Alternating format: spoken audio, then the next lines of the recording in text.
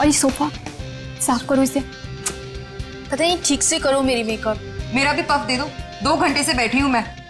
दो शीशा। Sir as per requirement सब चीजें रेडी हैं, बस वो ईशानी मैडम आ जाए। मैडम आ जाए, पता नहीं कब आएगी। जाओ जाकर देख कर आओ। सर जब वो आएंगे हमें पता चल जाएगा सर। पता नहीं कब आएगी, सबकी बैंड बजी पड़ी और महारानी पता नहीं कहाँ रह गई है।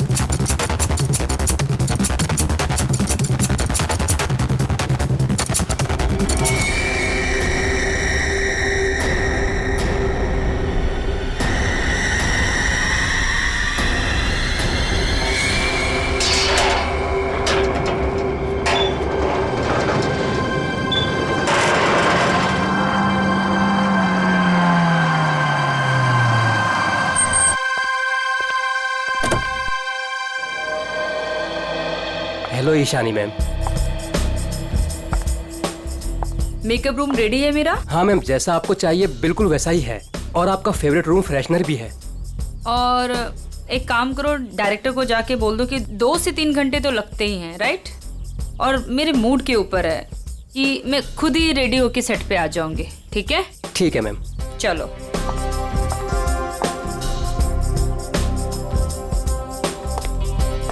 सर ईशानी मैडम आ गए हैं। आ गई।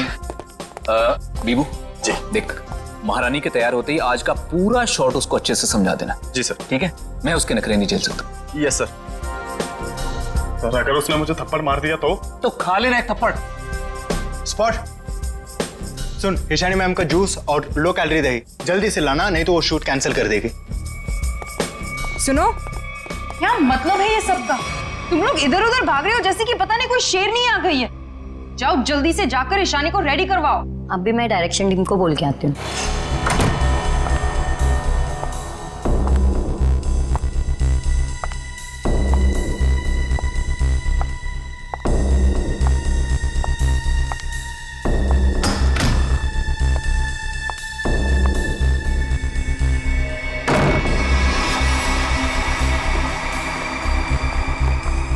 सर, माना कि ईशानी बहुत बड़ी स्टार है, लेकिन हम भी उसके नौकर नहीं है।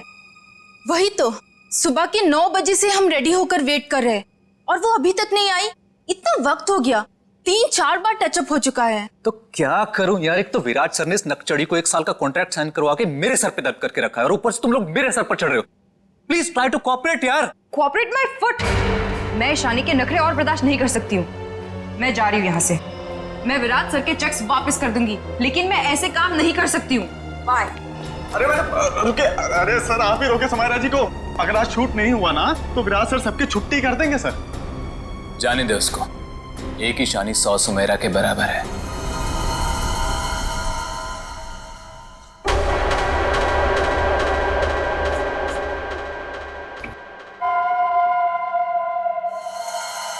बीबू बहुत देर होगी, देखना कहां पर है, बुला उसको। सर वो सैंडल उतार के मारेगी मेरे मुंह पे। लिख के ले लो, वो वापस नहीं आने वाली है। ईशानी के नखरे ही एक दिन उसे ले डूबेंगे। अरे तू जा, उसको बुला के ले। जा जा, अरे जाना। जा रहा हूं सर।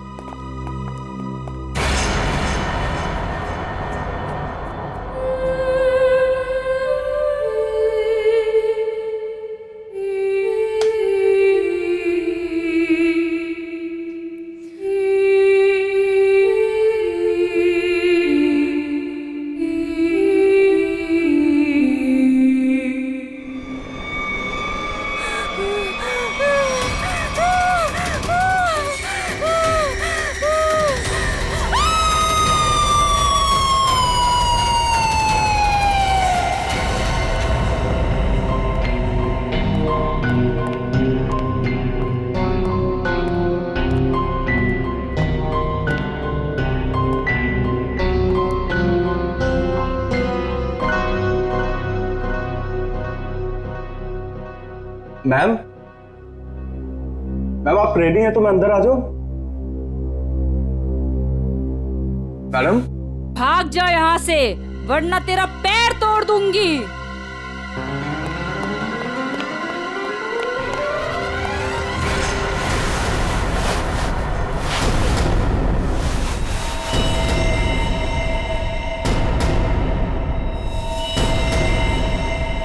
नहीं, उसने कहा भाग जा तो भागकर मेरे पास आ गया, अंदर जाने की हिम्मत नहीं की। उनके बिना बोले मैं अंदर कैसे जाता? आप नहीं जानते सर, गला दबा देती वो मेरा। 3 घंटे से वो तैयार हो रही है, यहाँ शूटिंग का टाइम निकला जा रहा है, तुझे अपने गले की पड़ी है। मैं देखता हूँ, चलकर चलो।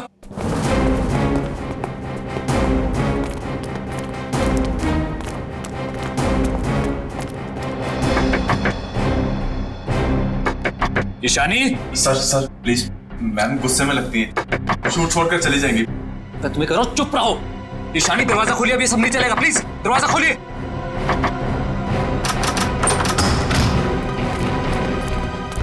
अरे मैम ये हेड क्यों पहनी आपने? ये तो ब्रीफिंग में है ही नहीं। मैम ऐसे बैठे क्यों हैं? क्या अकड़ है इस औरत के अंदर। ईशानी जवाब दो, हमारी तरफ देखो। ईशानी, ईशानी।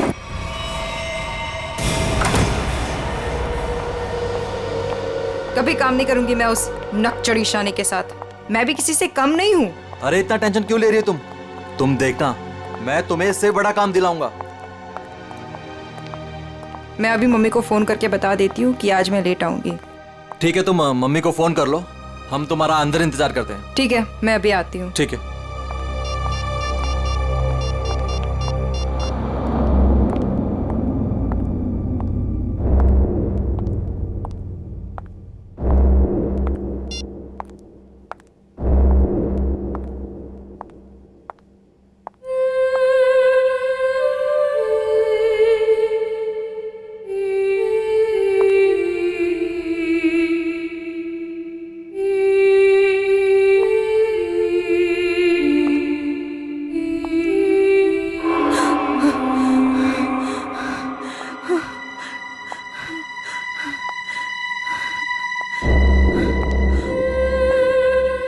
कौन है? सामने आओ। ये हैट, ये यहाँ कैसे?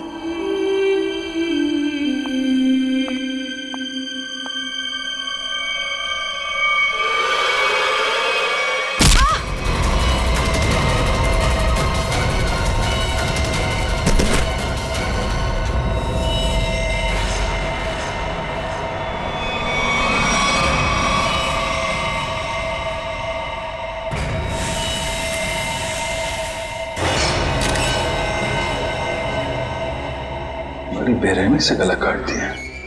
हाँ सर, ये अजीबोगरीब मेकअप और ये लाल रंग की हैट भी रखी।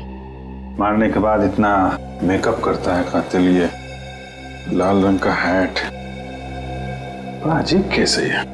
सर ये मेकअप और सारा कुछ उस कातिल ने ही किया है। अच्छा, आखिरी बार कौन आया था ईशानी से मिलने? मैं गया था सर वहां पे, लेकिन उन्होंने अंदर से ही बोल दिया कि भाग जाओ वरना तुम्हारी टांगे तोड़ देंगे। टांगे तोड़ दूंगी? क्यों? सर एक्चुअली ईशानी अपनी मर्जी की मालकिन थी और वो अपनी मर्जी से ही शूटिंग पर आती थी। अगर गलती से भी उसको किसी ने कुछ बोल दिया तो कभी भी शूटिंग छोड़कर चली जाती थी। सर इसका मतलब काफी लोग होंगे जो ईशानी को नापसंद करते होंगे।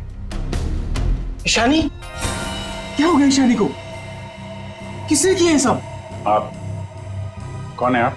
जी ये जो एड शूट हो रही थी ये मेरी एड है, मैं मालिक हूँ इस कंपनी। ठीक है, इधर आइए थोड़ा। अच्छा बीबू, तुम वापस कितनी देर बाद आए थे प्रीतम और लोगों के साथ? सिर्फ कुछ सेकंड्स में, अगर कहें ज्यादा से ज्यादा बस 1 मिनट। 1 मिनट में? 1 मिनट में इतना सब कुछ किया? सर सर 1 सेकेंड, यहाँ पे एक फिंगरप्रिंट मिला है और बाकी सब कपड़े ठीक है, मगर बस ये तो देखिए सर, ऐसा लग रहा है किसी ने कैंची से काटा है सर।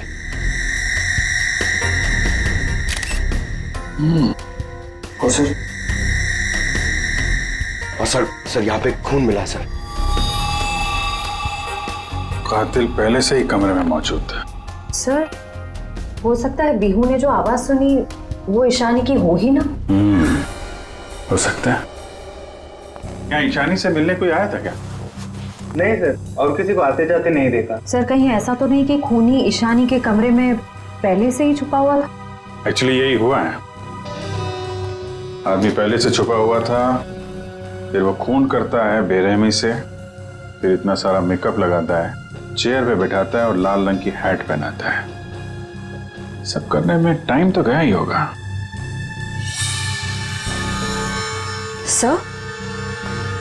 सर ये देखिए, ईशानी का टॉप भी कटा हुआ है। इसे भी काटा गया है, उधर भी कपड़े कटे हैं, इसका टॉप कटा है। लगता है ये जानबूझ के किया गया है।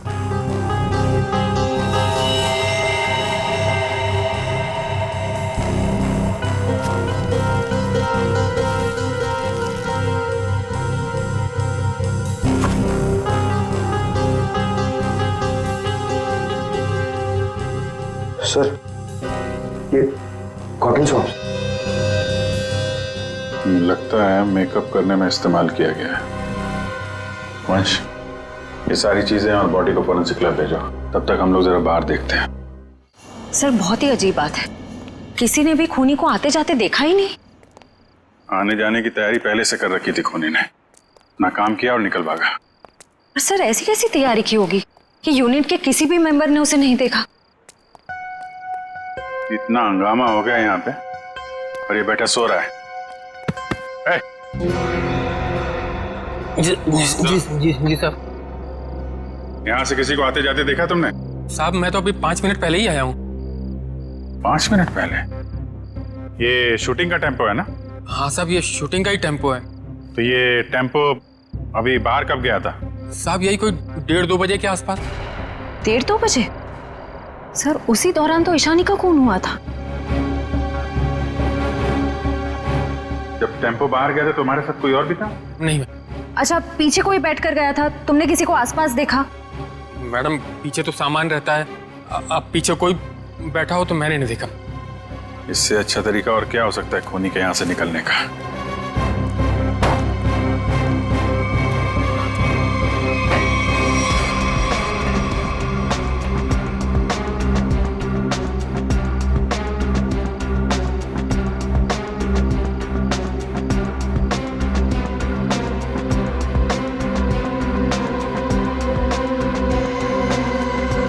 पीओपी का टुकड़ा ये यहाँ क्या कर रहा है? शूटिंग में तो कहीं भी धूल मिट्टी थी नहीं।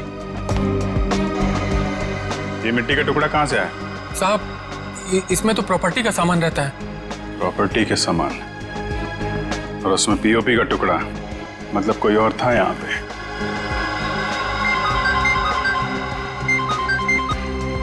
हेलो, क्या? कहाँ पे?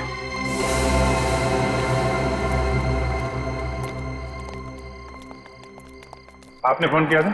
जी सर, मैं मानिक हूँ, इस दुकान का मालिक। ये मेरे वॉचमैन ने फोन किया था आपको। ये देखिए ना सर, यहाँ लाश है। दुकान खोलो जा। जी सर। तुम यहीं रुको। जी साहब।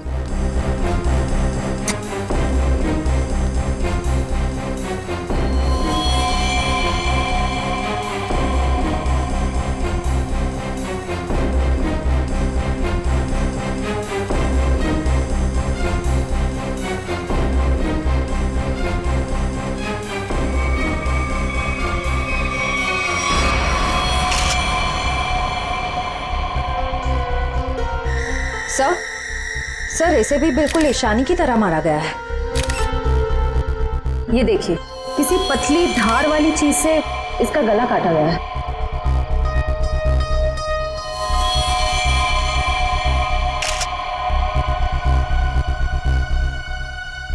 सर ये देखिए, इसका टॉप भी वैसे ही काटा गया है।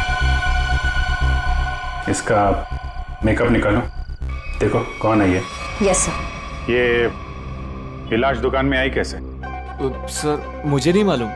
दुकान तो बंद थी ना, आपने ताला खोला है, तो ये क्या लाश अपने आप आ गई यहाँ पे? सर मैं क्या बताऊं, ये सब कैसे हुआ? ये लाल टोपी और इसके कपड़े भी मेरी दुकान की नहीं है, और मैं इस लड़की को तो पहली बार देख रहा हूँ। सर मेकअप निकल गया। ये तो समायरा है ना? इसकी भी मॉडलिंग वाली फोटो हमने देखी थी वहां पे। हाँ सर। ये दुकान की चाबी आपके अलावा किसके पास रहती है? मेरी पत्नी सोनाली के पास, लेकिन वो तो पटना गई हुई है। अच्छा,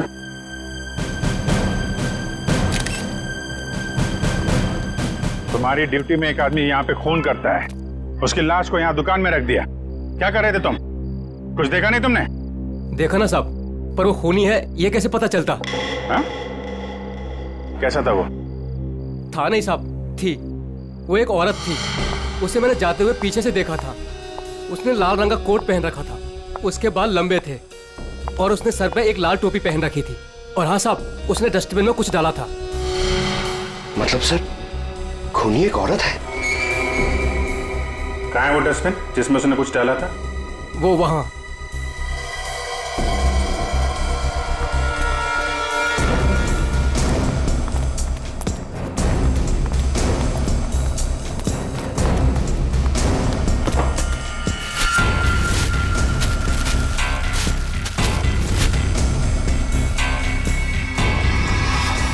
तो ये तो फिशिंग का सामान है, मछली पकड़ने का कांटा वाटा। सर ये तंगूस पे खून लगा है।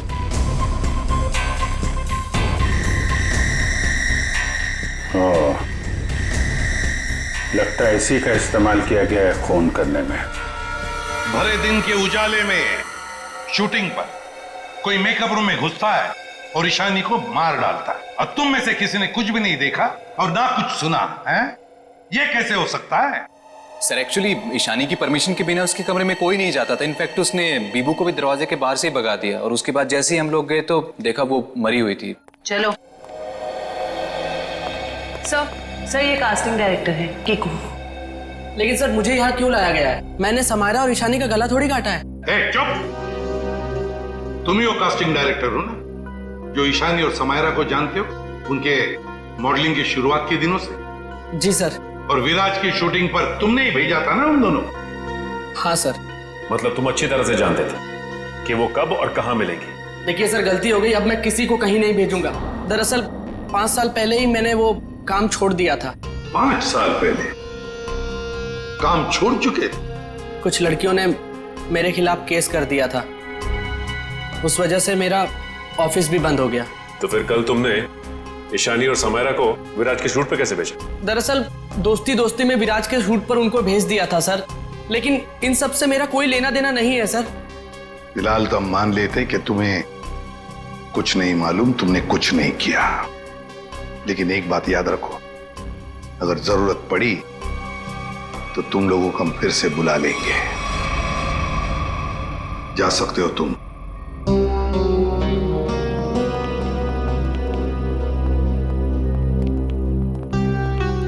इन तीनों पे कड़ी नजर रखनी पड़ेगी। देखो वो कहां कहां जाते हैं, किस किस से मिलते हैं, क्या क्या करते हैं। सर लेकिन खूनी तो एक लड़की है ना? हाँ, खूनी तो लड़की है, लेकिन खून करने में किसी लड़के का भी तो इस्तेमाल हो सकता है। समायरा और ईशानी दोनों मॉडल्स थी, मॉडल। लाल टोपी, मारने के बाद सफेद रंग का अजीब मेकअप, मारने के लिए फिशिंग का सामान, और फिर उन दोनों खून में सब कुछ बिल्कुल एक जैसा। तो एक बात समझ में नहीं आई कि खूनी ने ये मछली पकड़ने का सामान क्यों इस्तेमाल किया खून करने के लिए? सर बहुत ही अजीब है ये खूनी, और एक ही दिन में 2 मॉडल्स को मार डाला इसने। पता लगाना पड़ेगा कि समायरा और ईशानी दोनों मॉडलिंग के अलावा और कुछ करते थे, या मॉडलिंग करने से पहले क्या करती थी। कहीं दोनों के बीच में कोई संबंध तो नहीं था, पता लगाना पड़ेगा।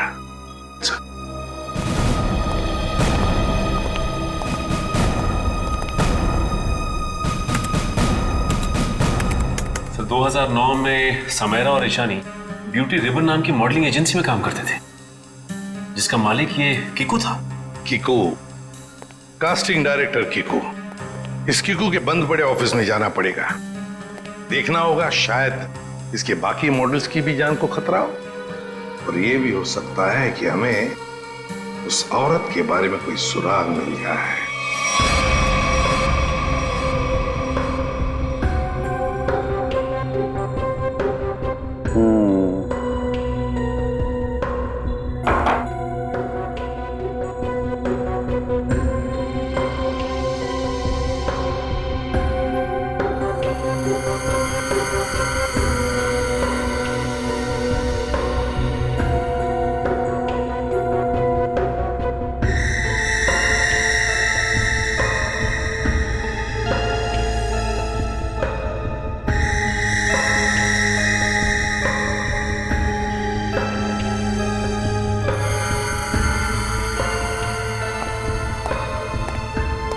सर हमारा शक बिल्कुल सही निकला। खून करने के लिए इस्तेमाल किया गया ये हथियार एक खास तरह का फिशिंग किट ही है।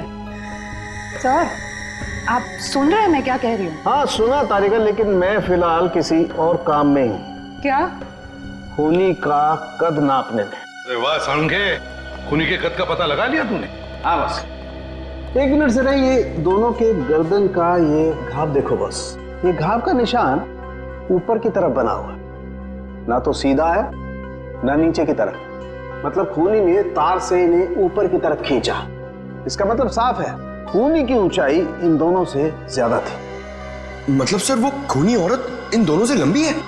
बिल्कुल पंकज, और लगभग 5 फीट 7 इंच थी। ये मेरी ट्रिग्नोमेट्रिक कैलकुलेशन मुझे बताती है, इंक्लूडिंग वो जो सैंडल उसने पहने हुए थे उनके। एक बार हाथ में आ जाए ना तो ऊंचाई भी नाप लेंगे। 5 फुट 7 इंच की लड़की जिसके लंबे और सीधे बाल हैं। और सर या तो उसे फिशिंग करने का, मछली पकड़ने का शौक था, या तो फिर किसी खास मकसद से उसने ये सामान, ये फिशिंग किट का इस्तेमाल किया होगा। साळुंखे, लगता है इस मछली पकड़ने के तंगूस से, इस तार से इन दोनों के गले को काटा है। बिल्कुल बस। डॉक्टर साहब, जो प्लास्टर ऑफ पेरिस जैसी मिट्टी मिली थी हमें, उससे कुछ पता चला क्या? हाँ पता चला सचिन। बॉस वो सामान मूर्ति बनाने के काम में आता है। मूर्ति बनाने का? बॉस टेस्ट चल रहे हैं, बाकी का भी पता चल जाएगा। तो कब बताएगा साळुंखे? बताऊंगा थोड़ी देर में, लेकिन एक खास बात और बताना चाहता हूँ। वो क्या है? बॉस ये देखो, ये है वो तार जिससे खूनी ने इनका गला काटा। खूनी जब इनका गला काटने की कोशिश कर रहा था, इन लोगों ने अपने बचाव में हाथापाई की होगी। उसी झड़प के दौरान खूनी का पलक का एक बाल मुझे इस तार पर से मिला है। तो मतलब तू अब इस बाल का डीएनए टेस्ट करेगा, है ना? करना ही पड़ेगा। एक खूनी लड़की जिसका कद 5 फुट 7 इंच है, जिसके सीधे और लंबे बाल है, जिसे मछली पकड़ने का शौक है और शायद मूर्तियां बनाने का भी। बस इतना भी काफी है हमारे लिए, इस लड़की को ढूंढने के लिए। मछली पकड़ने का खास सामान लेके चलती है तो समंदर के किसी किनारे में कुछ तो पता चलेगा ही उसके बारे में। पर सर हमें सिर्फ उसकी ऊंचाई, उसके काले सीधे बाल और उस टोपी के बारे में पता है। सिर्फ इतनी इन्फॉर्मेशन के बलबूते पर उस तक पहुंचना थोड़ा मुश्किल लगता है सर। कोशिश तो करनी पड़ेगी श्रेया, अपने आप तो चल के आएगी नहीं हमारे पास है। हाँ वंश, इन्हें बता दिया ना हमें किस लड़की की तलाश है? जी सर। हाँ तो क्या जानते हैं उस लड़की के बारे में आप? साहब आप लोग ऐसी औरत के बारे में जानना चाहते हैं ना जो मछली पकड़ने के लिए बोट का इस्तेमाल करती है? बिल्कुल। ऐसी तो बहुत औरतें आती है हमारे यहाँ पर। देखिए, जिस लड़की की हमें तलाश है वो लंबी लड़की है, 5 फुट 7 इंच की होगी, लंबे बाल हैं, सीधे बाल हैं। और उसकी उम्र तकरीबन 25 से 30 साल के बीच में। लंबे बाल, 25 से 30 साल की उम्र, ऐसी 2-3 लड़की आती है हमारे यहाँ पर। हमें उनके नाम और पते चाहिए। आप जब वोट देते हैं तो नाम पते तो लिखते होंगे ना? जी साहब।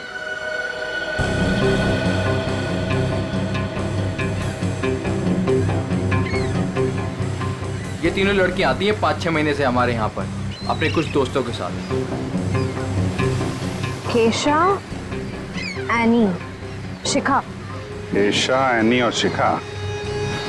मिलना पड़ेगा इन तीनों लड़कियों से। देखते हैं इनमें से कौन है वो लाल टोपी वाली लड़की। सर कीकू जी ने टैक्स की चोरी की थी और कुछ लड़कियों के पेमेंट ना देने की वजह से इनकी शिकायत की थी, इसीलिए ऑफिस बंद हो गया। और इनका कोई क्रिमिनल रिकॉर्ड भी नहीं है सर। उसका खून हुआ है वो 2008 में किकुजी की एजेंसी से ही लॉन्च हुई थी, इसलिए ये अभी शक के घेरे में है। विराज, तुम ये बताओ कि तुमने तो किकुजी के साथ और उन मॉडल्स के साथ काम किया था, तो तुम्हें कभी लगा कि वो मॉडल्स किसी मुसीबत में है या फिर किकुजी के काम में कोई गड़बड़ है? मैं ईशानी और समायरा के साथ पहली बार काम कर रहा था, और जहाँ तक किकुजी की बात है तो पैसों के लेन देन में धांधली के अलावा इनमें दूसरी कोई कमी नहीं है। सर, इन तीनों मॉडल्स के कद, रंग और बाल खूनी से कुछ हद तक मिलते जुलते हैं। एक काम करो, इन सबसे पूछताछ करो कि मॉडलिंग के अलावा ये लोग क्या काम करते हैं, क्योंकि इंफॉर्मेशन ये है कि आजकल इनमें से कहीं मॉडलिंग नहीं करती।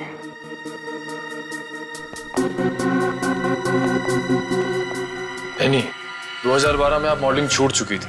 हाँ। अब आप क्या करती हैं? अभी मैं एक फिशरी स्टोर चलाती हूँ। शिखा, राइट? जी। आप एक प्रिंट मॉडल है, ये तो हम जानते हैं। उसके अलावा क्या करती? मैं कुछ भी नहीं करती। और आप क्या करती हैं केशा जी? मैं मूर्तियाँ बनाती हूँ। मूर्तिकार। ठीक है, थैंक यू।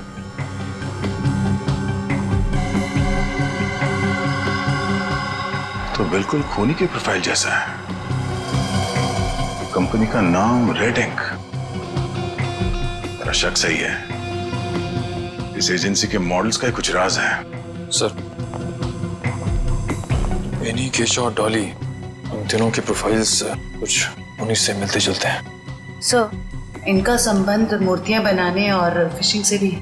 तो इनका प्रोफाइल, पेशा दोनों शक के दायरे में है।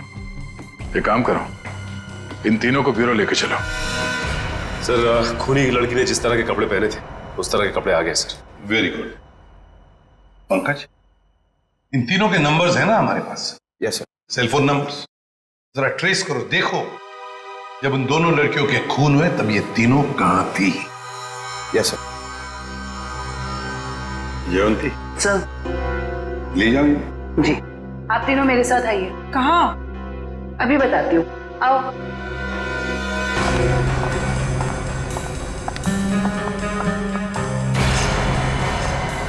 अरे साहब, ये तो वही कपड़े और टोपी है जो मैंने उस रात उस औरत को पहने हुए देखा था। तो फिर अब जरा ध्यान से देखो इसे। क्या ये वही लड़की है, वही औरत है जो उस रात खून कर रही थी? सर, मैंने उस औरत का चेहरा सामने से नहीं देखा था, उसे जाते हुए मैंने पीछे से देखा था। जाते हुए देखा? जी सर। ठीक है, केशा जरा वहां तक चल के दिखाओ। सर, ये कैसी जांच है आपकी? जितना कहा है उतना ही करो।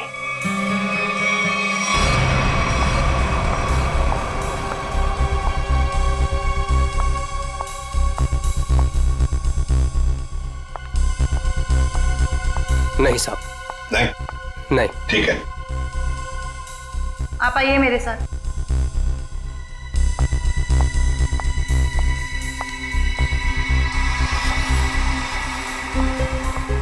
रुको, वहां तक वॉक करके आओ।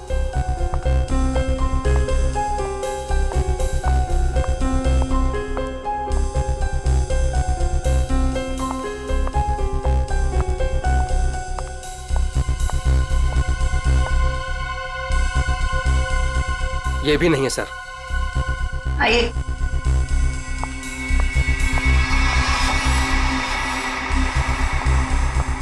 सर, इन्हें तो कपड़े काफी अच्छी तरह से फिट हो रहे हैं। हाँ, दिख रहा है। अब ऐनी जी जरा चल के भी दिखाइए।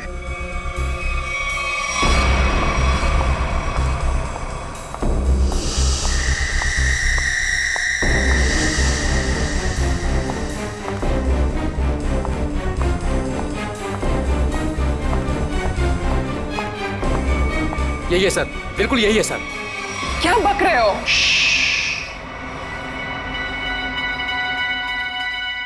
सर, जिस वक्त समायरा का खून हुआ था, आनी का फोन उसी एरिया में था। सुना है नहीं? उसी इलाके में था तुम्हारा फोन जिस वक्त ईशानी और समायरा का खून हुआ था। तुम जा सकते हो। और मैं? आपको तो रुकना ही पड़ेगा। सर, मैं क्यों नहीं जा सकती? वो इसलिए कि खूनी की चाल और तुम्हारी चाल बिल्कुल वही है। और तो और सबसे बड़ी बात कि तुम्हारा फोन उसी इलाके में मिला जहां पर इन दोनों लड़कियों का खून हुआ। सर इन सब का क्या मतलब है? I mean, दो लोग एक जैसे दिख सकते हैं ना? और फिर वॉचमैन ने ऐसा तो नहीं कहा कि मेरा चेहरा खूनी के चेहरे से मिलता है। लेकिन जिस वक्त खून हुआ उस वक्त तुम्हारे मोबाइल की लोकेशन भी वही की बता रही है, और ये सब कुछ इत्तेफाक तो नहीं हो सकता। सर उस वक्त सैकड़ों लोग उस एरिया में थे, तो क्या सब खूनी है? बस बस, बहुत बोल दिया। बताओ क्यों किया खून ईशानी और समायरा का? सर आप मुझ पे दो खून का आरोप लगा रहे हो, मैंने कुछ नहीं किया ऐसा। अभी तो सिर्फ आरोप लगाया है, सजा मिलनी तो अभी बाकी है। सजा? जी सजा, खून की सजा फांसी। सर मैंने कुछ नहीं किया ऐसा, मैं बताती हूँ सर। बताओ। पर मेरी एक शर्त है। ये लो, इनकी एक शर्त भी है। चलो बताओ क्या शर्त है? सर मुझे 50 लाख रुपए चाहिए। 50 लाख रुपये? हाँ। चलो दे दिए। अरे लेकिन तुम पैसों का क्या करोगी? तुम्हें तो सजा होने वाली है। आप वो सब छोड़िए, मैं आपको बता रही हूँ ना, मैंने कुछ नहीं किया। सर मैं तो सिर्फ उसे जानती हूँ जो खूनी को जानता है। और वो है शिखा। शिखा? तुम इतने यकीन के साथ कैसे कह सकती हो? आप लोग पता कर सकते हैं ना? हाँ वो तो हम पता करेंगे। सर मेरे पैसे? पैसे? कौन से पैसे? सर अभी आपने बताया आप देंगे। कब? नहीं सर, मैंने तो कुछ नहीं सुना। कब कहा? सर ये सरासर धोखा है। नहीं यानी जी हम कभी धोखा नहीं करते। हाँ धोखा जरूर करते हैं जब कोई कानून के साथ खिलवाड़ करता है, तब कभी कभी सीआईडी वाले धोखा देते हैं। ले जाओ इसे। सीआईडी फिर से? अब क्या कर दिया मैंने? आपने क्या किया क्या नहीं ये तो हम पता लगा लेंगे, लेकिन आप एक नंबर के झूठे हैं ये पता चल चुका है। क्या मतलब है आपका? आपने कहा आप समायरा को नहीं जानते? 2009 में समायरा ने आपकी कंपनी रेडिंग के लिए मॉडलिंग की थी, सच है? रेडिंग? इसे कैसे ढूंढ लिया आपने? हमें पता चल चुका है। 2009 के रेडिंग के फोटोशूट कैंपेन में ईशानी और समायरा दोनों ने मॉडलिंग की थी, है ना? मैम ये कंपनी मेरे नाम पे तो थी, लेकिन मैं इस कंपनी का मामूली सा छोटा सा पार्टनर था। आप इस कंपनी के असली मालिक से क्यों नहीं पूछते? असली मालिक कौन है? चैताली। आप उससे क्यों नहीं पूछते? चैताली? इस केस में पहली बार ये नाम आया। कहाँ रहती है वो? ये नहीं हो सकता, ये नहीं हो सकता। अगर सीआईडी को सच का पता चल गया तो बहुत बुरा हाल होगा मेरा।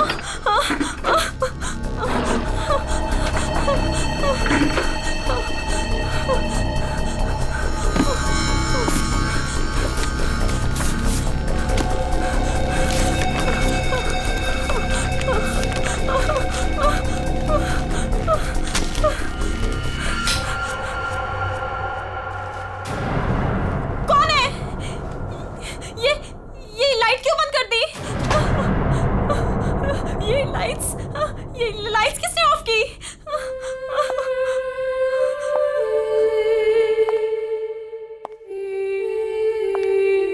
कौन है वहां? कौन है वहां?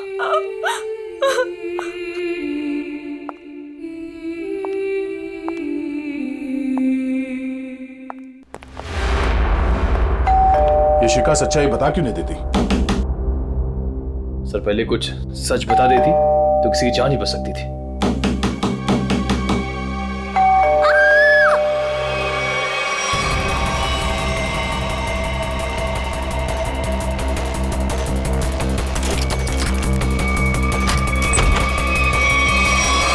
शिखा, शिखा, शिखा, बचाओ!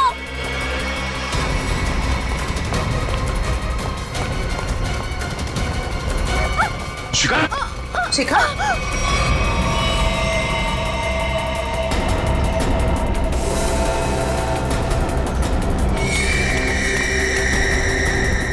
नस कटी नहीं है। इशिता जल्दी एम्बुलेंस को बुलाओ, जल्दी। भाग गई, कोई बात नहीं, बच के जाएगी कहाँ? सर को जलाने की कोशिश भी की गई है। शिखा,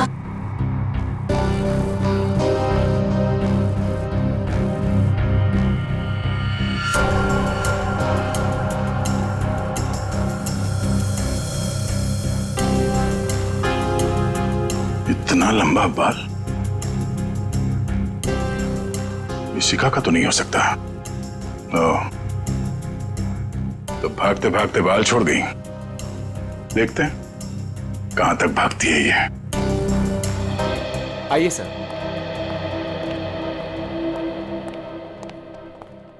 सर मैं यहाँ तब से नहीं आया जब से मेरी और चैताली की हिस्सेदारी वाली कंपनी बंद हुई है। पता नहीं है वो कहाँ है। घर की अच्छी तरह से तलाशी लो, देखो क्या मिलता है।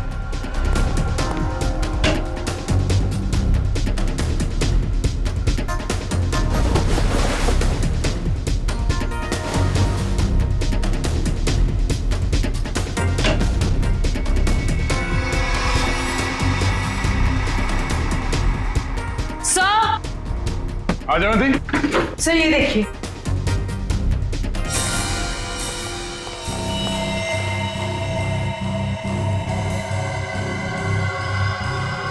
ये तो उस खूनी का पहना हुआ है। सर इस बंद पड़े घर में ये यहाँ कैसे आ गया?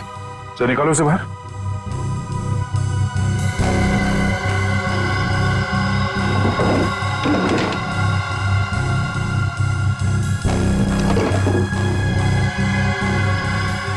नो, ये चक्कर है। साळुंखे, शिखा के घर की खिड़की से हमें एक बाल मिला है, जरा मैच करके देख पलक के बाल से।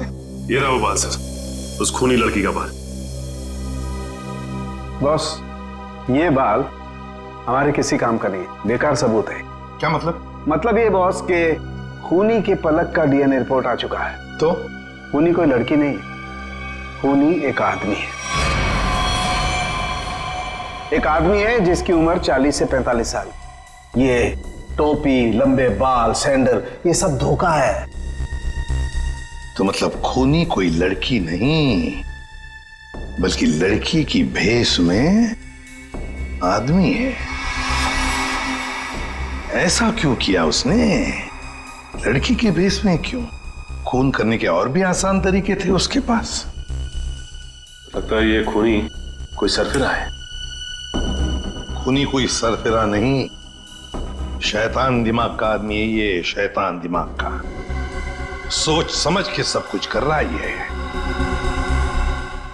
एक काम करते हैं, जितने भी लोगों पर शक है ना, सबको यहां बुला लो, सबका डीएनए टेस्ट करते हैं। आप बताते क्यों नहीं कि हम सब लोगों को यहाँ पर क्यों लेकर आए हैं? ऐसी जगह लाए कि हमारा कोई टेस्ट होने वाला है और आप लोगों को हम सब पे शक है कि हमने खून किया है। लगता है हम सब बिना जुर्म के सजा भुगतने वाले हैं। बस बहुत हो गया। खूनी को ढूंढने का हमारे पास यही एक रास्ता है। और वैसे खूनी का बहुत ही खास सुराग मिला है हमें। डॉक्टर साहब बिल्कुल ठीक है। दरअसल क्या है, खूनी चाहे कितना भी होशियार हो, कितना भी चालबाज हो, कोई ना कोई क्लू हम लोगों के लिए छोड़ जाता है। और इस बार भी खूनी एक क्लू छोड़ गया है, और वो क्लू है पलक का एक बाल। देखिए, मैं ऑडिशंस लेता हूँ, लड़कियां सजती हैं, संवरती हैं, अपनी पलकों को भी सजाती हैं, तो इन सब से हमारा क्या लेना देना? तुम्हें बड़ा यकीन है कि खूनी एक लड़की ही है? सबको मालूम है कि लंबे बालों वाली लड़की सबको मारती फिर रही है, और आप। लेकिन हमें जांच तो पूरी करनी पड़ेगी ना। सर हमें करना क्या पड़ेगा सर? ज्यादा कुछ नहीं, आप में से हर किसी को अपने पलक का एक बाल देना होगा, और जिसका डीएनए हम उस खूनी के डीएनए से मैच करके देखेंगे। और वैसे भी जब आप लोगों ने कुछ किया ही नहीं है तो डरने की तो कोई बात ही नहीं है। जयवंती देखिए, आ जाओ। चलो जाओ।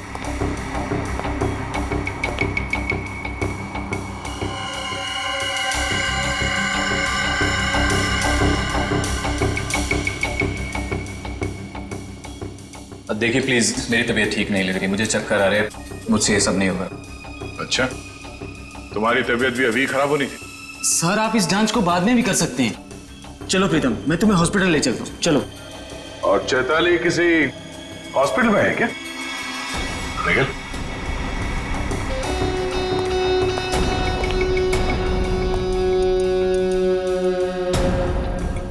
सही कह रहा हूं ना मैं, मिस्टर विराज? या फिर चैताली का पति कहना बेहतर होगा?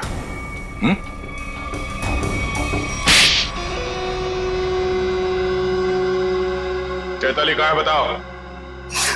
चैताली अब इस दुनिया में नहीं है,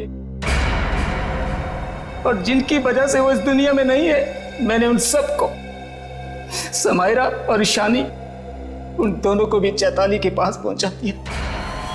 और जिस लड़की शिखा को आपने बचाया है, मैं उसे भी नहीं छोड़ूंगा। तुम सीआईडी के सामने किसी को जान से मारने की धमकी दे रहे हो मिस्टर विराज, बड़ी हिम्मत है। तुम्हारे घर में हमें पता चल गया था कि सारे खून के पीछे तुम्हारा ही हाथ है, और अब डीएनए टेस्ट से प्रूव भी हो जाएगा, लेकिन हम तुम्हारे मुंह से सुनना चाहते हैं। मैं तो अपनी बीवी को इंसाफ दिलाना चाहता था, बस शिखा, समायरा और ईशानी, ये तीनों मेरी बीवी की खुदकुशी की जिम्मेदार थी, पर ये बात मुझे 5 साल बाद पता चली। इतने सालों बाद तुम्हें कैसे पता चला कि ये तीनों तुम्हारी बीवी के मौत के जिम्मेदार है? ये 2009 की बात है। चैताली ने द रेड इंक कंपनी में पैसा लगाया था, और ये तीनों लड़कियां उसके बराबर की पार्टनर थी। माणिक तो बस नाम का पार्टनर था इनके बीच। मैं उस वक्त यूके में था और इन तीनों लड़कियों को जानता भी नहीं था, लेकिन जब इनकी कंपनी नुकसान में चली गई तो इन तीनों ने मेरी बीवी को कर्जे और बकायेदारों से लड़ने के लिए अकेला छोड़ दिया और उसे मरने पर मजबूर किया। और जब तक मैं उसके पास पहुंचता, उसने फांसी लगाकर खुदकुशी कर ली। मैंने एक औरत का वेश बनाया और अपना बदला लेना शुरू किया, ताकि आप लोग ये सोचते रह जाएं कि खूनी एक औरत थी। शिखा के घर जो जलाया था वो एक सबूत था, उसको मुझ पे शक हो गया था। माना कि उन तीनों की वजह से तुम्हारी बीवी अब इस दुनिया में नहीं रही। तुम कानून की मदद ले सकते थे, लेकिन तुमने ऐसा नहीं किया। अपनी बीवी की मौत का बदला लेने के लिए तुम खून करने लगे। अब तुम्हें फांसी से कोई नहीं बचा सकता।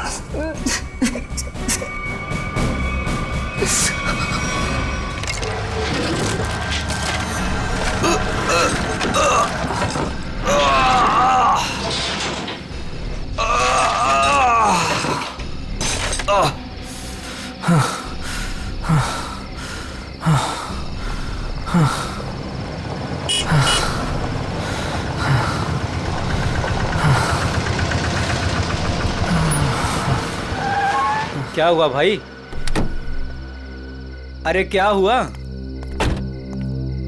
कोई मदद चाहिए क्या? यार मेरी गाड़ी खराब हो गई है और मुझे ये बॉक्स कहीं पहुंचाना है। हाँ वो तो ठीक है, पर है क्या इसमें?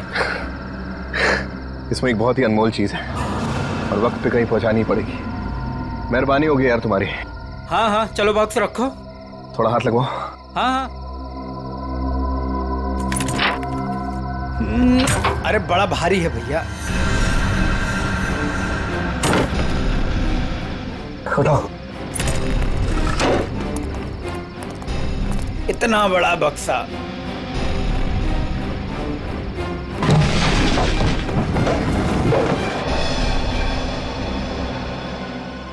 ये एड्रेस है, इस बक्से को इस जगह छोड़ देना। क्या मतलब है? आप नहीं आ रहे हो? अब 1 मिनट, ये कुछ पैसे रखो, इसे सही जगह पहुंचाओ। बक्सा उतारिए। हाँ? मैंने कहा ना बक्सा उतारिए। अरे मुझे नहीं करनी आपकी मदद। अरे बेवकूफ समझा आपने? हाँ, बक्से में क्या है क्या नहीं है। तुम ये सब रखो यार, लेकिन टाइम पे बक्सा जिस एड्रेस पे बोला है वहां पहुंचा देना। हाँ देखिए मेरी एक शर्त है, बक्सा खोल के देखूंगा मैं। अरे क्या है क्या नहीं है इसमें। सुन मेरी बात सुन, मेरी नौकरी चली जाएगी, इसे मैं नहीं खोल सकता। बस पास में तो जाना है, प्लीज लेके जाओ ना यार। ठीक है भाई, भरोसा करता हूं मैं। इंसान इंसान के ही काम आता है।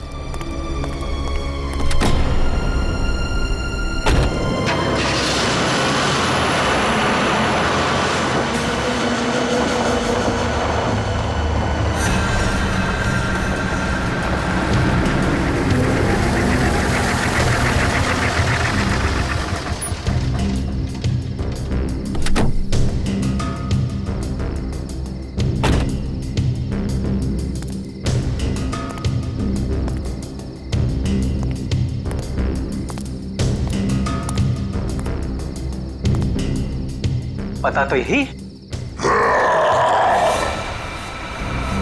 कैसी चीख।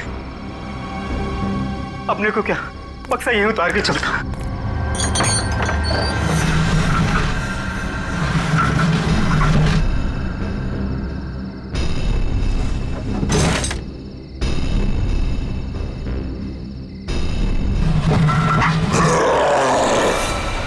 रास्ते में से चीख।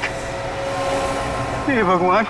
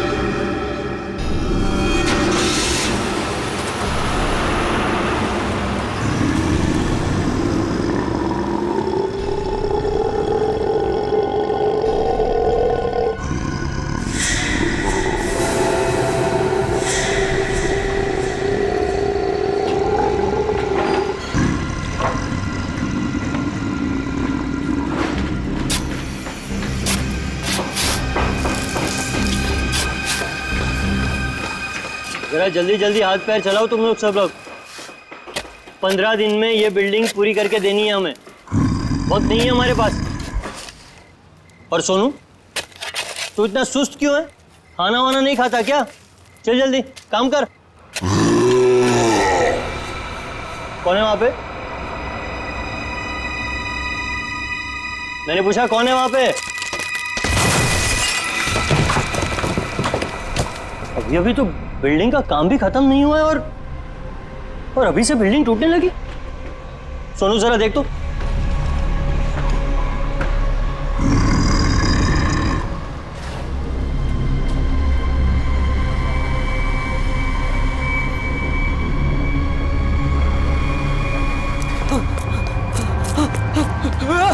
भागो, सब भागो यहाँ से। सोनू, वरना सब मारे जाओगे। सोनू हुआ क्या? अरे हुआ क्या?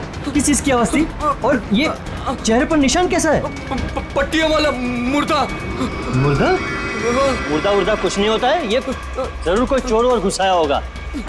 एक काम करो, सब लोग मेरे साथ चलो, चलिए मेरे साथ।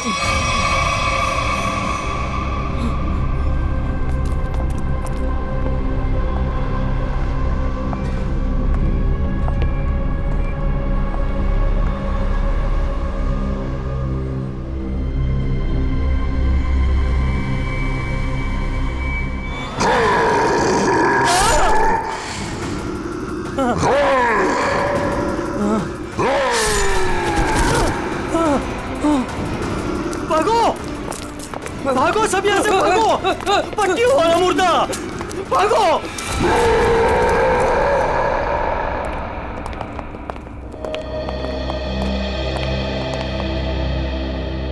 सर, मैंने और मजदूरों ने मिलकर एक फैसला किया है। कैसा फैसला? कि हम आपकी बिल्डिंग में अब काम नहीं करेंगे। तो क्या बकवास कर रहे हो तुम? सर, लगता है आपकी नजर कमजोर हो चुकी है, इसलिए मेरे चेहरे पर ये निशान आप देख नहीं पा रहे। ये हाँ, शराब पी के झगड़ा किया होगा। सर, ये उस आत्मा की देन है जो आपकी बिल्डिंग में है। आत्मा? क्या बकवास कर रहे हो तुम? हाँ? जानता था, मैं जानता था कि आप मेरी बातों पर विश्वास नहीं करेंगे, इसलिए मैं साथ में सोनू को भी लाया हूं।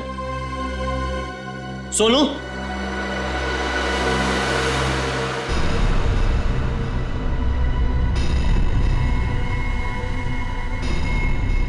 देखिए सर, बेचारा इतना घबरा गया है कि कुछ बोल नहीं पा रहा है। सोनू, ये सब क्या है? साहब, पट्टी वाला मुर्दा और कौन है इधर? कौन है? कौन है उधर?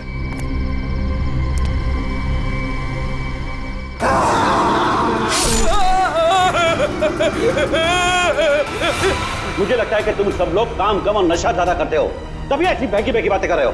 सर, अगर हमारी बातों पर यकीन ना हो तो कोई दूसरे मजदूर रख के क्यों नहीं देख लेते? जब वो अपनी आप बीती सुनाएंगे तब तो आपको विश्वास हो जाएगा ना। बिल्कुल रख लूंगा। इस शहर में मजदूरों की कोई कमी नहीं है। इस शहर में काम की भी कोई कमी नहीं है।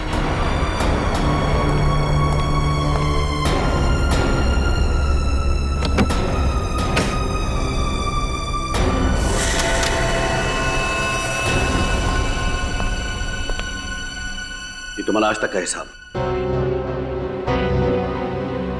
और एक बात याद रखना कि इस बिल्डिंग पर मेरे और मेरे इन्वेस्टर्स के करोड़ों रुपए लगे हैं। तो तूने बाहर जाकर इस बिल्डिंग के बारे में कोई बकवास की या कोई झूठी अफवाह भी फैलाई तो फिर मुझसे बुरा कोई नहीं होगा। दिनेश, पैसे कोई पेड़ पे नहीं उगते, समझे? हाँ, और हम तुम्हारे फाइनेंसर हैं, कोई एटीएम मशीन नहीं कि जब दिल में चाहा कार्ड डाला और पैसे ले लिए।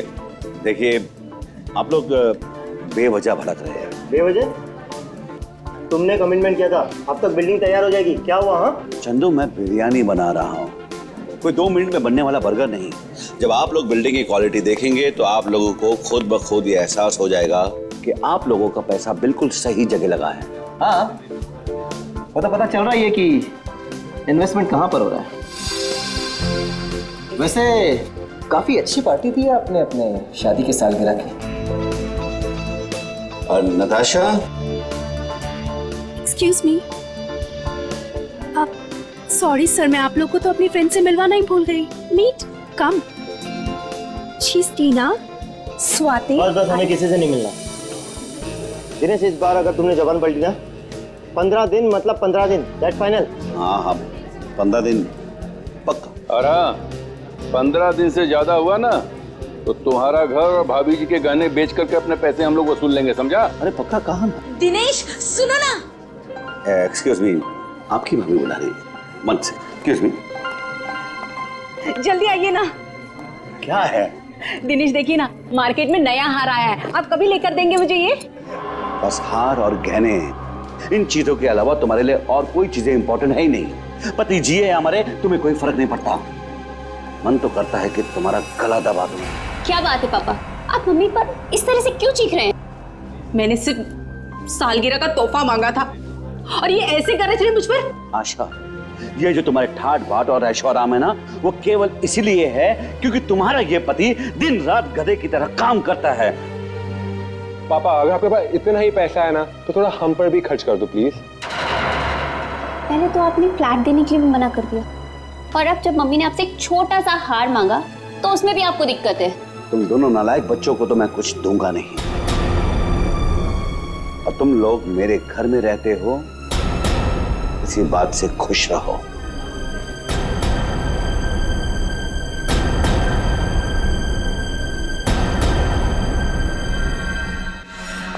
नहीं चाहिए मुझे नकली जेवर, जिंदगी भर मुझे नकली जेवर ही दिए हैं। एक छोटा सा हीरे का हार ही तो मांगा था मैंने।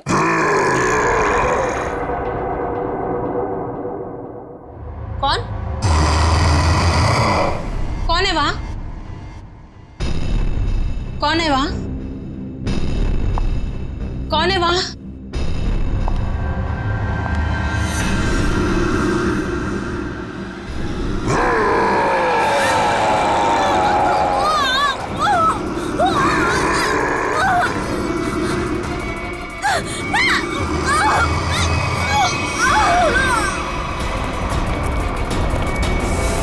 आशा, आशा, आशा, आशा। क्या मम्मी? आशा, एक सांस। क्या हुआ मम्मी को? मर गई।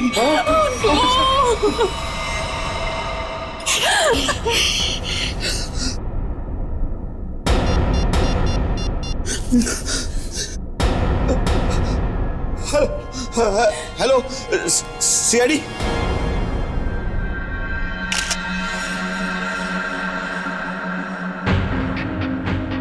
ये निशान देखा गले पे?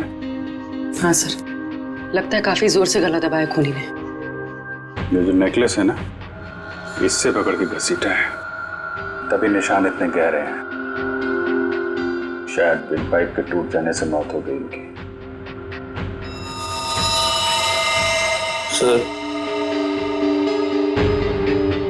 सर खून के निशान कॉरिडोर में यहां तक आए हैं और आशा जी की चप्पल।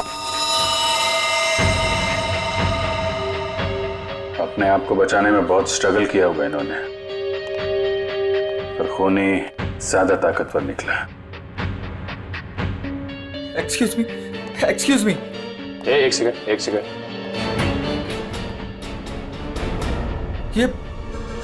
ये सब कैसे हो गया सुलेखा? आज तो इतना शुभ दिन था, शादी के सालगिरह वाले दिन। आपकी तारीफ? जी मैं सुलेखा का हस्बैंड। अच्छा, तो आशा जी आपकी सास थी? जी। सास ससुर की एनिवर्सरी पार्टी में आप काफी लेट नहीं आ रहे हैं? वो बिजनेस मीटिंग में फंस गया था, इसलिए लेट हो गया। बस अभी पहुंचा हूं। ठीक है, इधर आ जाइए आप। दिनेश जी, आपको किसी पे शक है? कौन कर सकता है ऐसा काम? सर, मेरी वाइफ की किसी से कोई दुश्मनी नहीं थी। सर, मैं यही कह रहा हूँ कि दिनेश ने खुद ही अपनी बीवी का खून करवाया है। सर, हमने इसका झगड़ा सुना था। ये अपनी बीवी से कह रहा था कि मैं तुम्हारा गला दबा दूंगा। पति जिए या मरे, तुम्हें कोई फर्क नहीं पड़ता। मन तो करता है कि तुम्हारा गला दबा दूं। तो बकवास कर रहे हैं लोग। अगर मैंने गुस्से में कुछ कह दिया तो इसका मतलब ये तो नहीं ना कि मैं सचमुच वो कर दूंगा। वैसे ऐसा हुआ क्या था कि आपको इतना गुस्सा आ गया कि आपने गला दबाने की धमकी दे दी, वो भी शादी की सालगिरह वाले दिन? सर, इसकी वजह भी ये लोग ही है। ये मेरे इन्वेस्टर्स हैं। अब मुझे एक पाई ऐसे देते हैं जैसे मुझ पर एहसान कर रहे हैं। तुम लोगों की मैं एक पाई चुका दूंगा, वो भी ब्याज सहित, समझे? तो दे दो ना। एक मिनट, बिजनेस की बातें मत कीजिए। यहाँ पे खून हुआ है।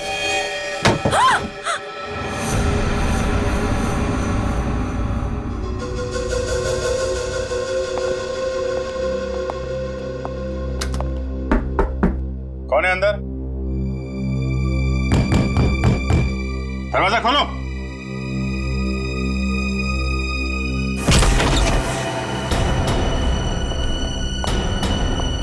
ओह माय गॉड,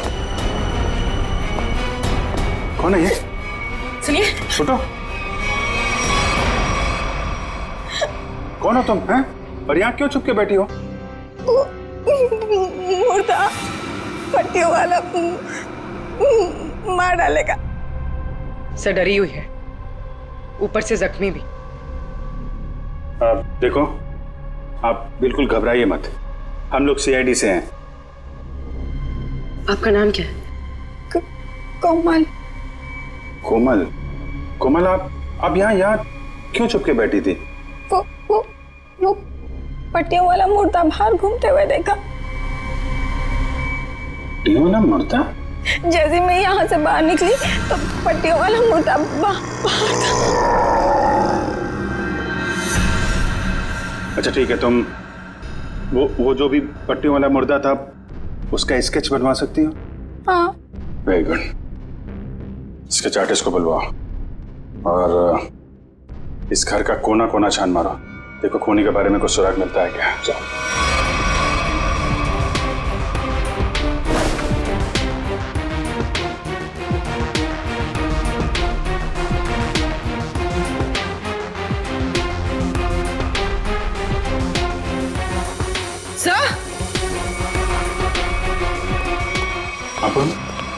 सर, ये पट्टी मिली है। क्या? यहाँ पर। कोमल ने देखा पट्टी वाला मुर्दा और यहाँ पे पट्टी का टुकड़ा मिला। सर, स्केच तैयार है। तो ये है वो पट्टी वाला मुर्दा। इस मुर्दे का और इस पट्टी का क्या राज है, जल्द से जल्द पता लगाना होगा। गले का हार बेचारी का फांसी का फंदा बन गया। जैसे ही खूनी ने हार खींचा, बेचारी कुछ नहीं कर पाई। सर, वो आदमी गले का हार छीनने के लिए आया था, ऐसा लगता नहीं? वही तो सचिन, वही तो राज है। बड़ा अजीब तरीका ढूंढा खून करने का यार। हाँ, जयवंती, डॉक्टर साहब को जरा स्केच दिखा। Yes sir. ये देखिए सर, ये मम्मी की ड्रेस है। मम्मी मतलब माँ? मम्मी नहीं फ्रेडी, मम्मी। हजारों साल पहले जब इजिप्ट में राजा महाराजा मर जाते थे तो उनकी बॉडी को एम्बाम कर दिया जाता था। अलग अलग तरीके की सीक्रेट्स, दवाइयां, मरहम, बाम वगैरह लगा दिया जाता था उनकी बॉडी पर, और बाद में इन पट्टियों से उसे ढक दिया जाता था, इससे मम्मी सड़ती नहीं थी। मर गए मतलब हजारों साल पुरानी लाश यहाँ पे आ गई और एक के बाद एक खून कर रही है। तो शायद अगला खून तुम्हारा होगा। मेरा हो गया, अब चुपचाप खड़े रहो। और एक बात ध्यान में रखो, मम्मी कभी सड़ती नहीं है और ना मम्मी कभी जिंदा होती है। अच्छा सर, ये जो पट्टी का टुकड़ा हमारे हाथ लगा है, कहीं ऐसा तो नहीं कि ये खूनी के साथ हाथापाई के दौरान आशा जी के हाथ आ गया? नहीं, ऐसे नहीं हुआ है। तारिका जी, आप ठीक है वहां पे? नहीं। फिर एक सीआईडी ऑफिसर बोल रहा है कि इनके हाथों में पट्टी आई थी, मतलब आई थी। सीआईडी ऑफिसर आसमान से उतरता है क्या? उससे गलती नहीं हो सकती। ये पट्टी का टुकड़ा जो आप लोग लेकर के आए हैं, ये हाथापाई में नहीं फटा है। अगर हाथापाई में फटता तो सीधा नहीं फटता, टेढ़ा मेढ़ा फटता, समझे? और ये टुकड़ा कोई मामूली टुकड़ा नहीं है। 1500 साल पुराना है ये टुकड़ा। 1500 साल? 1500 साल? 1500 साल? जी, किसी ने मम्मी की पट्टियां खरीद ली हैं। कहां से सालूं के साहब? ये इजिप्ट से? अरे यार, लोग पुरानी मम्मियां खोद खोद के निकाल रहे हैं और चोरी छिपे बाजार में बेच रहे हैं। ऐसी एक मम्मी शायद इंडिया में आ गई। बाप रे! लेकिन सर, ये खूनी मम्मी बना क्यों होगा? हल्ला मचाने के लिए सचिन, हल्ला मचाने के लिए। ये खूनी चाहता है कि लोग उसे देखें और जोर जोर से चिल्लाए, मम्मी आ गई, मम्मी आ गई। ये खून उस खूनी मम्मी ने ही किया है और वो पट्टी का टुकड़ा जानबूझकर छोड़ गया है हमारे लिए सबूत।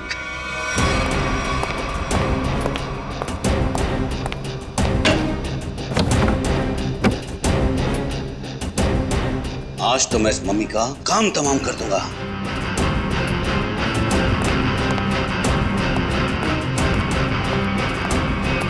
सर,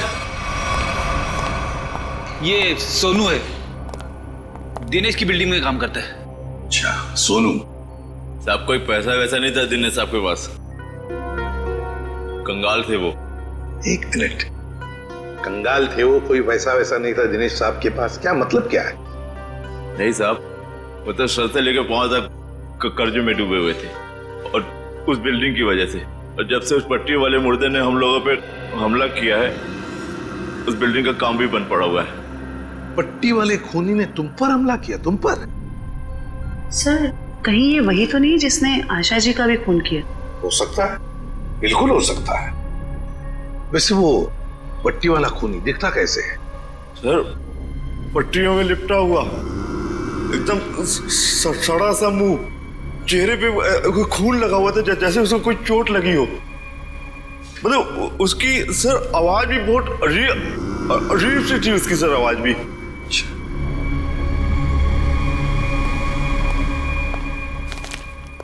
एक मिनट, क्या वो ऐसा दिखता था? हाँ साहब, ये तो था वो। चलो ठीक है, तुम जा सकते हो। अगर जरूरत पड़ी तो हम तुम्हें फिर से बुला लेंगे। सर, ये जो कोई भी आशा जी का खून करने के लिए आया था, या तो पहले से मम्मी बन के आया था, या फिर पार्टी में आने के बाद उसने अपना हुलिया बदला है। सर, काम करते हैं, पार्टी का फुटेज देखते हैं।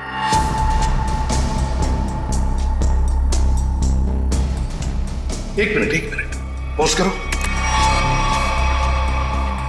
ये देखो, ये है ना महेश, आशा जी की बेटी सुलेखा का पति महेश। हाँ सर, लेकिन ये तो कह रहा था कि आशा जी की मौत के बाद आया था ये पार्टी में। झूठ बोला हमसे, वो झूठ बोला। जयवंती सर, फोन करके बुला लो उसे अभी, इसी वक्त।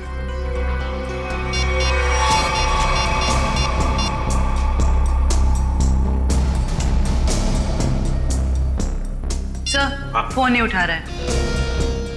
महेश फोन नहीं उठा रहा है, उसकी आधी कारस्तानी तो इसी से समझती है। रेडी, मोबाइल फोन रिकॉर्ड्स निकालो उसके।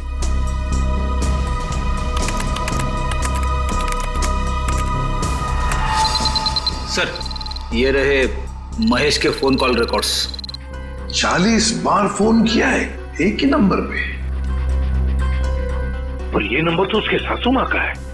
सर, सासू माँ से इतना ज्यादा लगाव? इस महेश से मिलना पड़ेगा।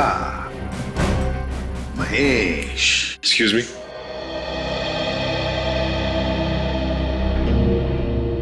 क्या महेश घर पे है इस वक्त? नहीं सर, महेश जीजू तो अभी घर पे नहीं है। लेकिन प्रॉब्लम क्या है सर? देखिए, महेश ने हम सबसे झूठ बोला। जब आपकी माँ का खून हुआ उससे पहले ही महेश वहां मौजूद था। आपका मतलब है मेरे पति ने खून किया है? देखिए, हमें उस पर शक है। लेकिन सर वो ऐसा क्यों करेंगे? पैसों के लिए। पैसों के लिए किया होगा उसने। सब पैसों के लिए? लेकिन सारा पैसा तो डैडी के पास है। उन्होंने आज तक माँ को कभी कुछ नहीं दिया। तो फिर महेश जीजू क्यों हत्या करेंगे मेरी मॉम की? अब ये सब कुछ तो हमें महेश ही बताएगा। लेकिन हाँ, अगर महेश आपसे कांटेक्ट करता है तो हमें खबर कीजिए।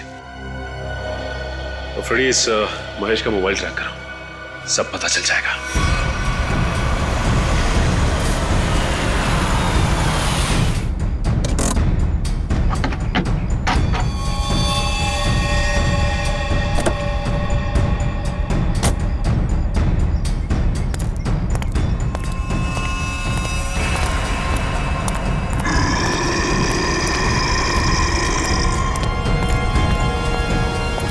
आज ये पट्टियों वाला मुर्दा मिल जाए बस।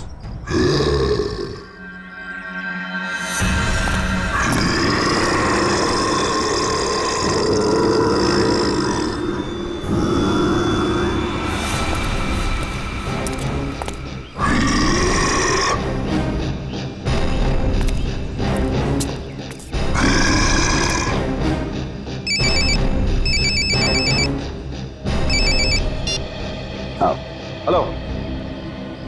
हाँ जीतू भाई, हाँ आपके लिए खुशखबरी है। हाँ जी, बिल्डिंग का काम बहुत जल्द शुरू होने वाला है। कोई मजदूर वहाँ काम करने को तैयार नहीं है। क्या तुम वहाँ का सारा काम खुद करोगे? नहीं जीतू भाई, मैं उस वजह को ही खत्म कर दूंगा जिसके कारण सारे मजदूर डरे हुए हैं।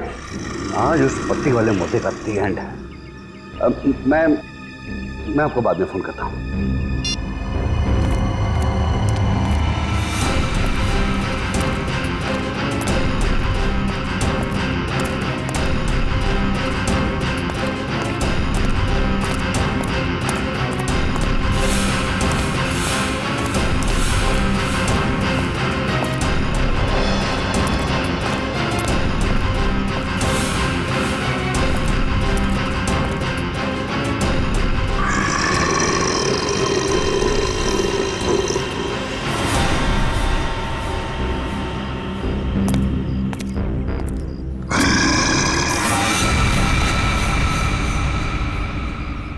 आवाज आई,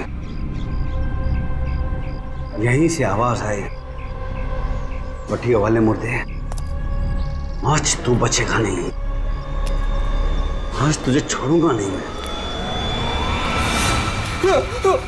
गोली मत चलाना। तो तू ही ये सब कुछ कर रहा है और तूने ही आशा को भी मारा।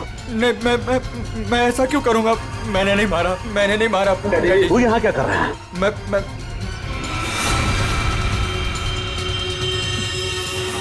डैडी, वो आपके पीछे है। ना महेश, मैं तेरी किसी भी चाल में आने वाला नहीं। मैं सच कह रहा हूँ, वो पट्टी वाला मुर्दा आपके पीछे ही है।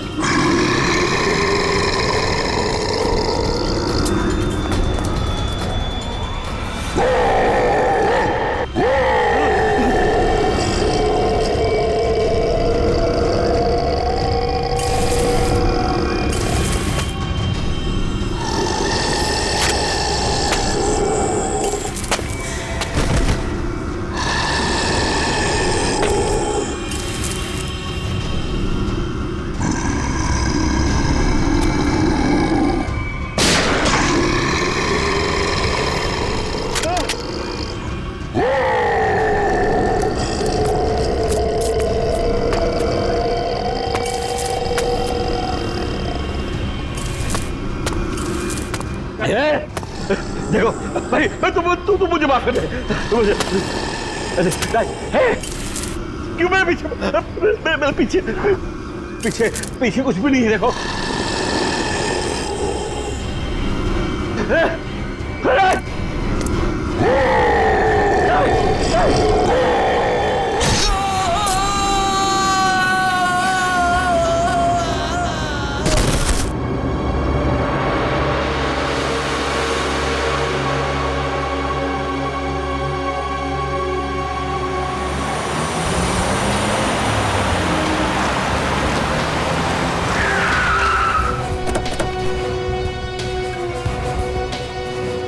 मोबाइल कंपनी वालों से पता चला है कि ये दिनेश का मोबाइल भी यहीं पे है। इससे पहले महेश दिनेश को नुकसान पहुंचाए, हमें उसे बचाना होगा।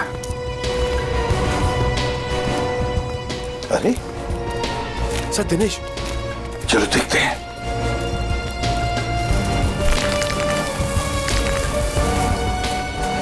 माय गॉड, ये तो जिंदा है। सच, जल्दी से एम्बुलेंस बुला, जल्दी। फ्रेडी, जयवंती, देखो आसपास। Yes sir.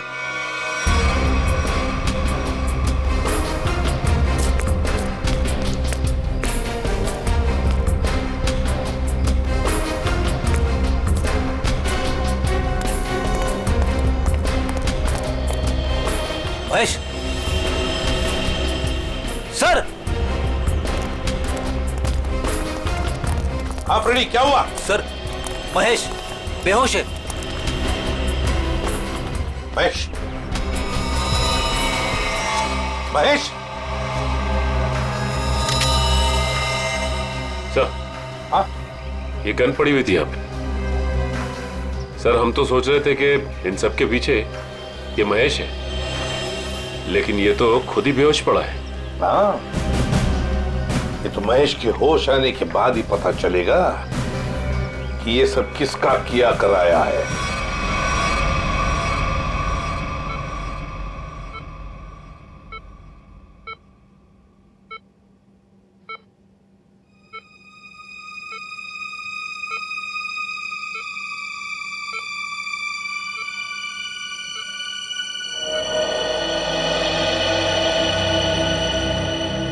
डॉक्टर साहब, अब कैसी तबीयत है मेरे पापा की?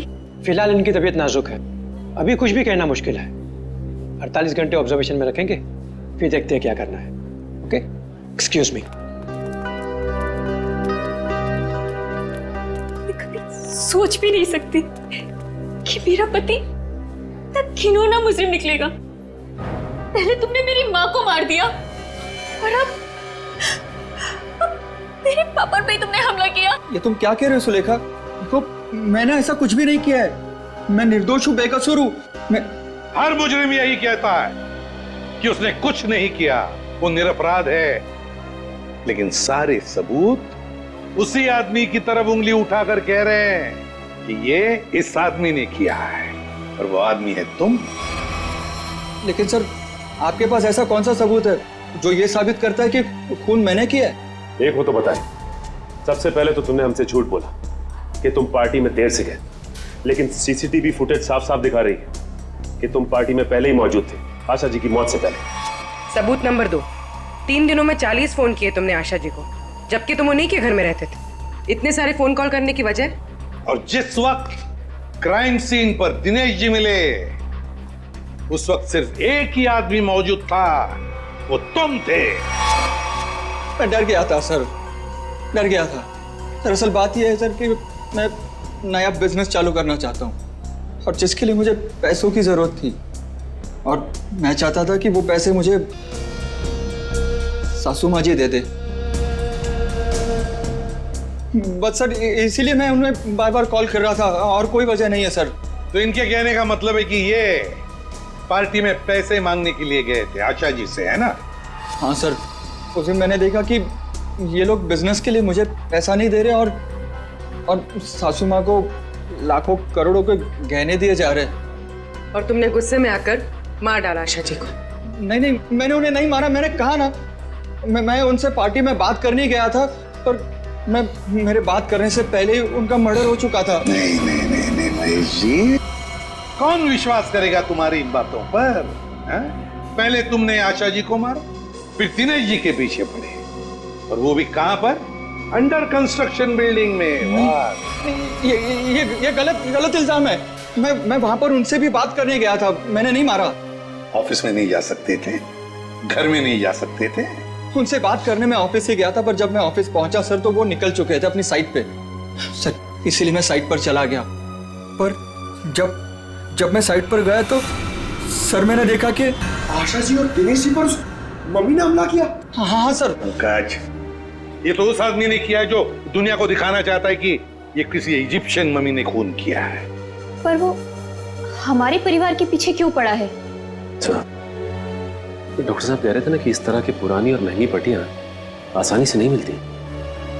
सचिन, सेंट्रल स्टेट लेबोरेटरी से पता लगाएंगे कि पट्टियां कहां से और कैसे मिली है।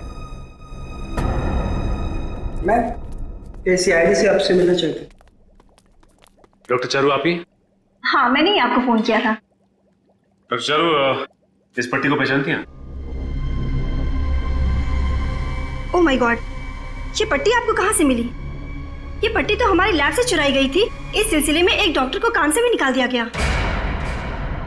आइए। मतलब ये नींद में चलकर यहाँ पर आ गई? आप भी अच्छा मजाक कर लेते हैं। दरअसल हर साल इजिप्ट से इन्हें काम से निकाल दिया गया। इन्होंने पट्टियां चोरी की या नहीं ये तो मालूम नहीं, लेकिन इन मम्मीज की देखरेख यही करते थे। और हाँ सर, उनकी एक पर्सनल असिस्टेंट भी थी। इनकी असिस्टेंट का कोई फोटो, नंबर या एड्रेस है आपके पास? वो उनकी पर्सनल असिस्टेंट थी, इसलिए हमारे पास उनकी कोई डिटेल्स नहीं है। और खूनी खुद मम्मी बनकर दिनेश के परिवार के पीछे पड़ा है। हाँ बोल रही, ये खूनी दिनेश के ऊपर दोबारा हमला करेगा। क्या हुआ डॉक्टर?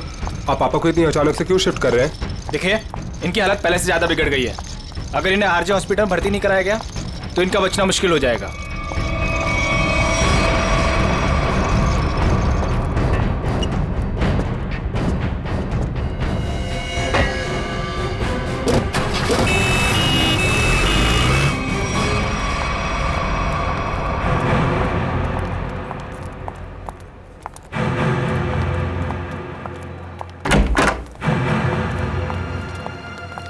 दिनेश जी तो कहीं दिखाई नहीं दे रहे यहाँ पे। वही तो, चलो देखते। अरे डॉक्टर साहब। हाँ जी। ये पेशेंट मिस्टर दिनेश कहाँ है?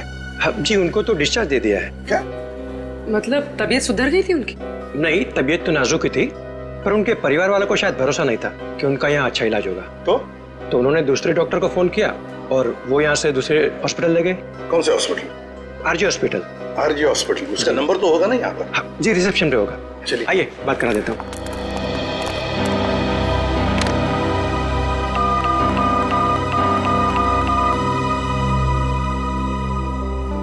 Hello, RJ hospital. देखिए, मैं एसीपी प्रद्युमन बोल रहा हूँ, सीआईडी से। आपके हॉस्पिटल में अभी अभी एक पेशेंट एडमिट हुआ है। दिनेश नाम है उनका। नहीं हुआ है?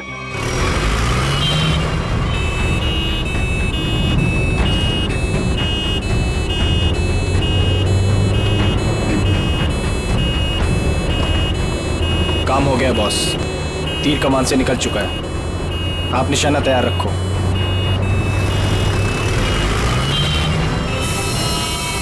अरे धुआं कहाँ से आ रहा है? अरे गाड़ी रोको, गाड़ी रोको, गाड़ी रोको।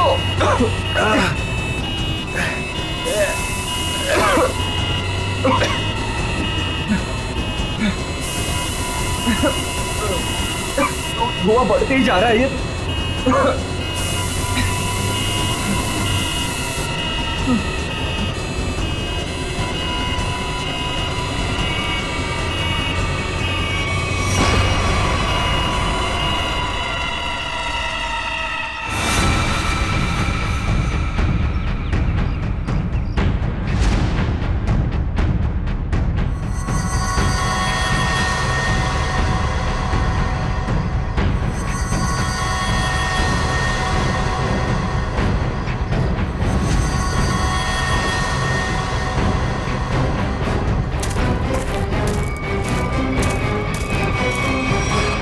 क्यों, अब तुम्हारे जीवन का मकसद पूरा हो गया? हाँ, पिछले 10 साल से मैं इसी दिन के तो सपने देखती आई हूँ। और देखो आज मेरा सपना पूरा हो गया। नहीं नहीं, सीआईडी के रहते अपराधियों के सपने कभी पूरे नहीं होते। सीआईडी? क्यों डॉक्टर ज्ञान? पेशा डॉक्टर का और काम एक अपराधी का। अबे देख क्या रहे हो? उड़ाओ इन सीआईडी वालों को।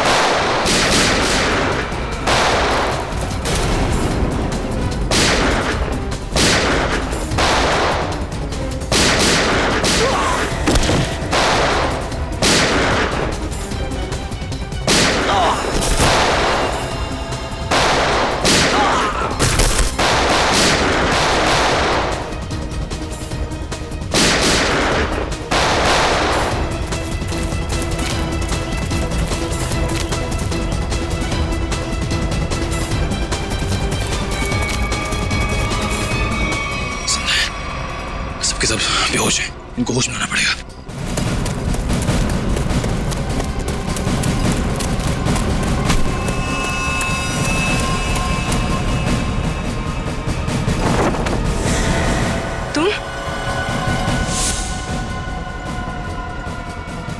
तुम जिंदा लोगों को मम्मीफाई करी थी ना?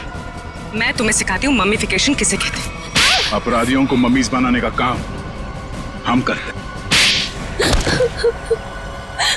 मैं दिनेश की सेक्रेटरी सिर्फ इसलिए बनी ताकि इससे अपने भाई के मौत का बदला ले सकूं, और इसलिए मैंने मम्मी बनकर इसकी बिल्डिंग में काम करने वाले लोगों पर हमला किया ताकि मम्मी की अफवाह फैल जाए। तुम कुणाल की बहन हो? नाम मत लो अपनी गंदी जबान से मेरे भाई का। एक वक्त था जब वो तुम्हारा सबसे करीबी दोस्त था, और तुमने क्या किया? दोनों साथ गए थे ना विदेश पैसा कमाने के लिए। सर इसको सहयोग से एक मम्मी मिली,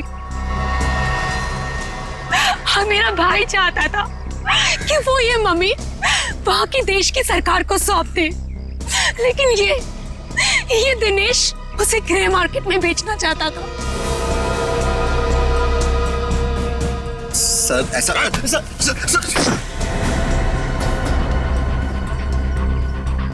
जब कुणाल ने कहा कि वो पुलिस के पास जाएगा तो मैंने उसे मारकर जमीन में गाड़ दिया और मम्मी बेचकर अमीर बन गया। वाह, बहुत अच्छा काम किया तुमने।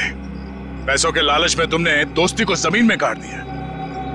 मुझसे गलती हो गई सर, मुझे माफ कर दीजिए आप। अब ये तो समझ में आ गया कि तुमने नताशा को नौकरी पे इसलिए रखा क्योंकि तुमने कुणाल की बहन को देखा नहीं था।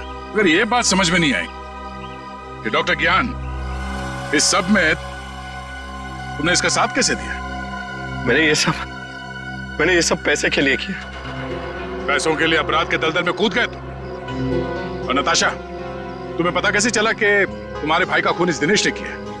जब कई दिनों तक भैया की विदेश से कोई खबर नहीं आई तो मैं उनका पता लेने के लिए इसके घर गई थी, और वहां मैंने सुना कि अपनी बीवी को बता रहा था कि किस तरह इसने मेरे भाई का खून कर दिया और उसे जमीन में गाड़ दिया।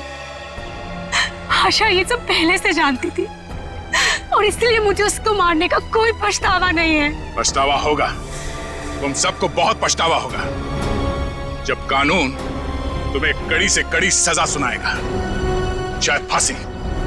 इस तरह के और भी एपिसोड देखने के लिए हमारे चैनल को सब्सक्राइब करें और बेल आइकन दबाना ना भूलें।